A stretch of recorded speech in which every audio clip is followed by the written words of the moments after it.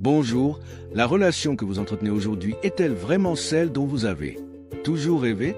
Y a-t-il tout ce dont vous avez besoin pour vous sentir heureux et épanoui? Aujourd'hui, nous allons plonger dans l'univers des relations amoureuses et comprendre les différents types de relations que nous pouvons vivre tout au long de notre vie. Je suis là pour vous aider à identifier où se situe votre relation. Plus important encore, comment elle peut évoluer vers quelque chose d'encore plus sain et épanouissant. De nombreux auteurs ont tenté de définir ce qu'est l'amour, mais l'un des plus respectés sur ce sujet est Robert Sternberg, qui a développé la célèbre théorie triangulaire de l'amour. Contrairement à d'autres approches qui parlent de l'amour de manière abstraite, il propose que le véritable amour repose sur trois piliers fondamentaux, la passion, l'engagement et l'intimité. Lorsque ces trois éléments sont équilibrés, nous sommes confrontés à ce qu'on appelle l'amour consommé, celui que tout le monde veut expérimenter, une relation complète, intense et satisfaisante, où règne une véritable délivrance, une connexion et une complicité. Mais est-ce vraiment si simple d'atteindre cet amour idéal? Toutes les relations sont-elles capables d'atteindre cette plénitude? Pour répondre à ces questions, explorons les différents types de relations basées sur cette théorie. Le premier type de relation se produit lorsqu'aucun de ces piliers n'est présent, ni passion, ni engagement, ni intimité. C'est ce qu'on appelle le manque d'amour. C'est une relation usée, sans vie, sans énergie, souvent marquée par des disputes constantes ou simplement par l'indifférence. Si vous avez l'impression que votre relation n'a plus aucun de ces fondements, c'est un signe fort qu'elle est peut-être terminée, ou peut-être qu'il ne s'agissait même pas d'une vraie relation depuis le début. Le manque d'amour est un territoire dangereux, car il peut générer de l'angoisse, de l'insécurité et même emprisonner les personnes dans des relations toxiques par peur de la solitude. Pour m'assurer que mon travail fait vraiment une différence, je souhaite faire une demande spéciale. Si cette vidéo vous apporte de la valeur, laissez un like et un commentaire de soutien. Cela aide YouTube à comprendre que ce contenu est pertinent et lui permet de toucher davantage de personnes qui, comme vous, recherchent une relation fructueuse. Votre engagement est essentiel pour moi afin de continuer à vous apporter des conseils précieux et transformateurs. J'ai un grand objectif pour cette année, atteindre mes 10 000 premiers abonnés. Je sais que cela semble être un défi lointain, mais chaque nouvelle inscription représente un pas de plus vers cet objectif. En vous abonnant à la chaîne, vous contribuez directement à faire de ce rêve une réalité. Avec vous, ce voyage devient plus léger et nous pouvons évoluer ensemble et faire en sorte que chaque vidéo soit encore meilleure que la précédente. Alors, par avance, merci beaucoup pour votre soutien. Maintenant, allons droit au but. Parlons maintenant de l'un des types de relations les plus intenses, celle basée exclusivement sur la passion.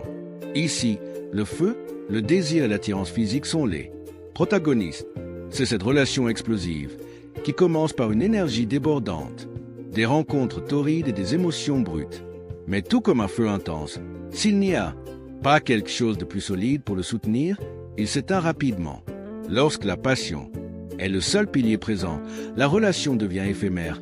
Éphémère car il lui manque l'engagement et l'intimité pour se transformer en quelque chose de durable. Si vous avez l'impression que votre connexion avec quelqu'un n'existe que dans la chambre et qu'il n'y a pas de véritable échange au-delà, vous êtes probablement dans ce type de relation. Le troisième type de relation est basé uniquement sur l'intimité. Ici, l'affection, le respect et la connexion émotionnelle sont présents, mais la flamme de la passion s'est déjà éteinte et il n'y a aucun engagement formel entre le couple. Ce type de relation peut être décrit comme un amour de compagnie, une amitié profonde au sein d'une relation amoureuse. Beaucoup de personnes se retrouvent dans cette situation sans s'en rendre compte, croyant être toujours dans une relation amoureuse alors qu'en réalité, la relation est devenue plus un partenariat fraternel qu'amoureux. Et ce n'est pas forcément une mauvaise chose. Certaines relations évoluent naturellement vers cette étape, et si les deux parties sont heureuses, cela peut suffire. Cependant, si l'un des partenaires recherche quelque chose de plus intense, cela pourrait être un signe avant-coureur pour repenser la relation. Mais une relation peut-elle changer? Est-il possible de transformer un amour basé uniquement sur la passion en un amour consommé? Ou raviver la flamme d'un amour qui n'est déjà devenu qu'amitié? La réponse est oui, mais cela demande des efforts, de l'engagement et une connaissance de soi. Des relations saines se construisent jour après jour, avec le dialogue, le respect et, surtout, avec la décision consciente de maintenir la connexion vivante. Alors, maintenant que vous connaissez les types de relations, arrêtez-vous un instant et réfléchissez. Laquelle de ces catégories décrit le mieux votre relation actuelle? Que pouvez-vous faire pour le rendre encore plus satisfaisant? Si vous souhaitez vivre l'expérience d'un amour complet, équilibré et véritable, rappelez-vous que la base de cela réside dans la construction continue de la passion, de l'engagement et de l'intimité. Souvent, une relation qui comportait autrefois de l'engagement et de la passion peut se transformer en quelque chose de différent au fil du temps. Dans certains cas, l'un des partenaires est toujours à la recherche de cet amour consommé, tandis que l'autre a déjà noué un lien plus proche de l'amitié. Ce type de relation est très courant dans les couples. De longue durée, où la flamme de la passion peut s'être éteinte, dans certains cas, l'engagement a déjà été rompu par une trahison, une distance émotionnelle ou des changements individuels. Cependant, même ainsi, l'affection et l'affection peuvent persister. Entre les partenaires, créant un type de relation qui peut être déroutant et difficile à définir. Parlons maintenant d'un autre type de relation, celle qui s'appuie exclusivement sur l'engagement. Ce modèle est appelé amour vide, précisément parce qu'il n'y a pas de véritable sentiment dans le couple. Dans cette relation, il n'y a aucun lien affectif, aucune intimité, aucun désir. Seul un accord formel ou social maintient ces personnes ensemble. Ce type de relation peut être observé dans les mariages arrangés, courants dans certaines cultures et religions, où la famille choisit le partenaire et où le couple se réunissant, nécessairement éprouver de réels sentiments l'un pour l'autre. Cela ne veut pas dire que l'amour ne peut pas naître avec le temps, mais, au départ, cette relation n'est sans passion ni intimité, juste avec la structure de l'engagement. En outre, l'amour vide peut également se produire dans les mariages de longue durée, où les sentiments s'épuisent, mais où le couple reste ensemble par obligation, à cause des enfants, à cause de la pression sociale, ou même pour des raisons financières. Ces couples partagent peut-être une maison, une routine et même une histoire, mais ils ne partagent plus d'émotions, de rêves ou de désirs. Passons maintenant au 5e type de relation, l'un des plus charmants, mais qui peut générer de la frustration si on ne le comprend pas bien, l'amour romantique. Beaucoup de gens confondent ce type de relation avec l'amour consommé, mais il existe une grande différence entre les deux. L'amour romantique est marqué par deux piliers essentiels, la passion et l'intimité. Ici, le couple ressent un fort désir l'un pour l'autre en même temps. Il existe une véritable connexion émotionnelle, un sentiment de bien-être, d'affinité et d'affection. Mais avant de continuer, si cette vidéo ajoute quelque chose à votre vie, laissez un like et un commentaire pour que davantage d'hommes comme vous puissent recevoir ce message. Commentez « Je veux cette relation pour moi » et je vous remercie du fond du cœur. En remerciement, j'ai laissé un e-book sur le lien dans les commentaires. C'est un contenu unique et sera disponible pour une durée limitée. Avec lui, vous apprendrez des secrets inimaginables pour aider votre partenaire à avoir des orgasmes inoubliables. Les relations basées sur l'amour romantique sont généralement intenses, engageantes et semblent parfaites à première vue. Il existe cependant un gros problème, le manque d'engagement. Tant que tout se déroule sans pression ni exigence, ce type de relation fonctionne très bien. Mais à partir du moment où l'on parle d'engagement, comme le mariage, de projets concrets d'avenir ou de toute situation qui demande de la stabilité, cet amour peut se déstabiliser et même prendre fin.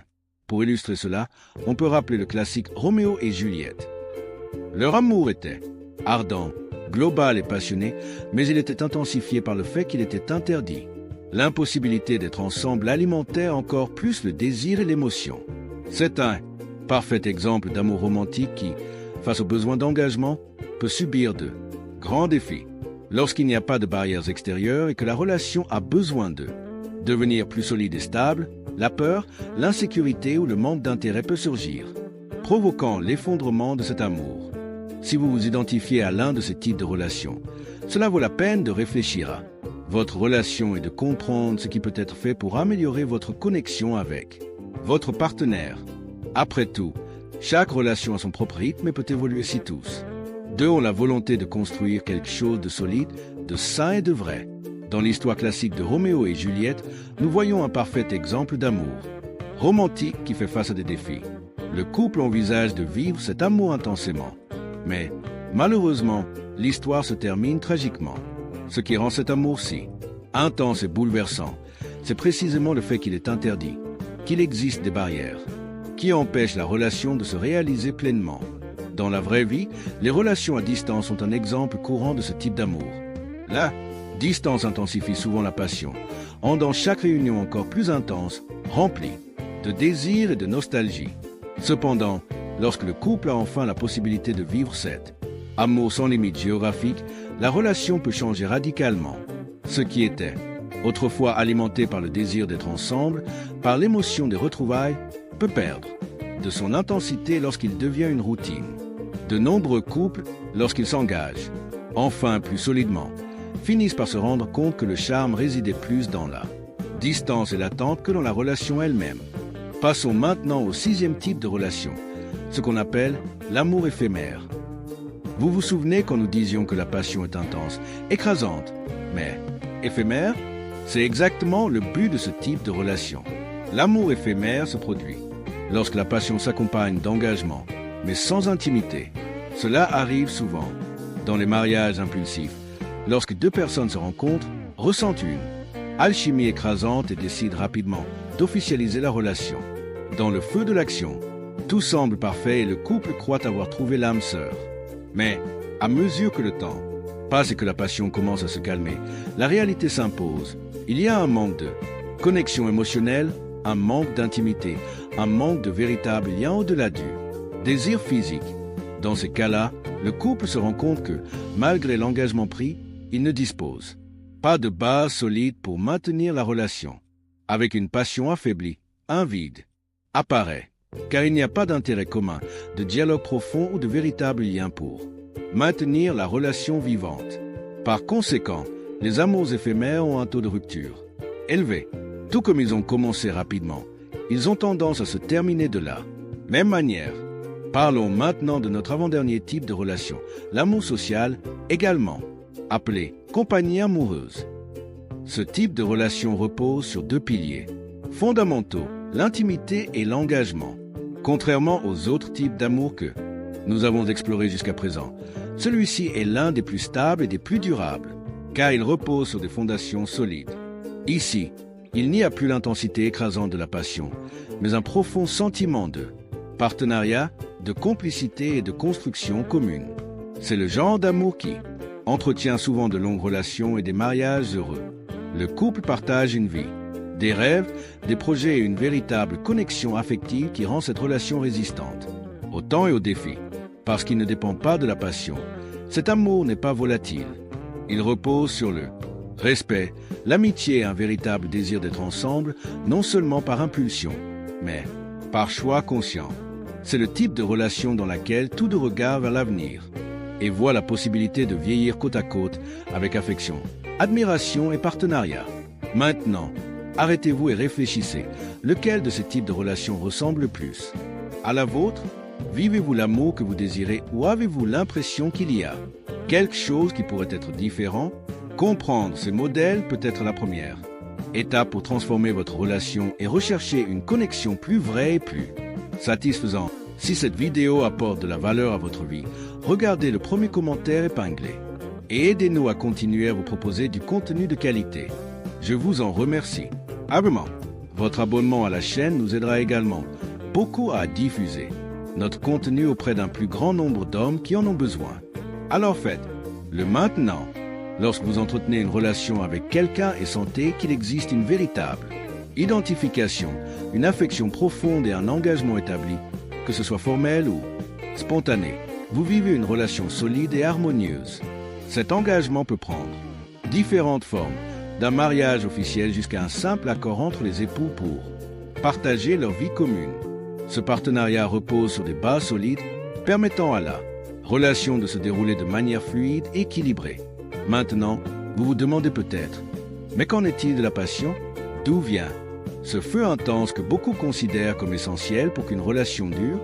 Et c'est là qu'intervient un point crucial. Comme nous l'avons déjà mentionné, la passion est intense mais éphémère. L'amour social, comme il ne dépend pas de ce feu initial, a une base beaucoup plus durable. Cependant, cela ne signifie pas que la passion disparaît pour toujours. Au contraire, elle peut se raviver au fil du temps, rendant la relation encore plus complète et satisfaisante. Et c'est précisément là que nous arrivons au 8e et dernier type de relation, l'amour. Consommer tant désiré. C'est le genre d'amour que tout le monde veut vivre. C'est la combinaison parfaite des 3 piliers fondamentaux, engagement, intimité et passion. L'amour consommé est celui dans lequel il existe un lien profond, un véritable dévouement. Et, en même temps, l'énergie de la passion est constamment renouvelée au sein de la relation. Cependant, il est essentiel de comprendre que la passion, de par sa nature même, est éphémère. Aussi intense soit-elle, elle ne reste pas constante.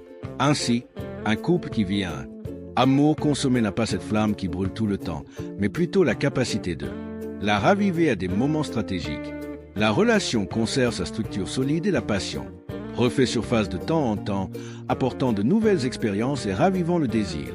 Le psychologue Robert Sternberg, qui a développé cette théorie, nous alerte sur un détail important. Même si l'amour consommé est le plus désiré, il demande également des efforts et une conscience. C'est précisément parce qu'il s'agit de passion qu'il existe un élément volatile qui peut rendre la relation plus difficile. Par conséquent, dans la pratique, l'amour social basé sur l'engagement et l'intimité, avec des doses renouvelables de passion, a tendance à être le plus durable et le plus fonctionnel. Maintenant, je vous demande, avez-vous pu identifier dans lequel de ces types de relations vous vous trouvez? Avez-vous l'impression de vivre l'amour que vous désirez vraiment? Partagez votre opinion ici dans les commentaires.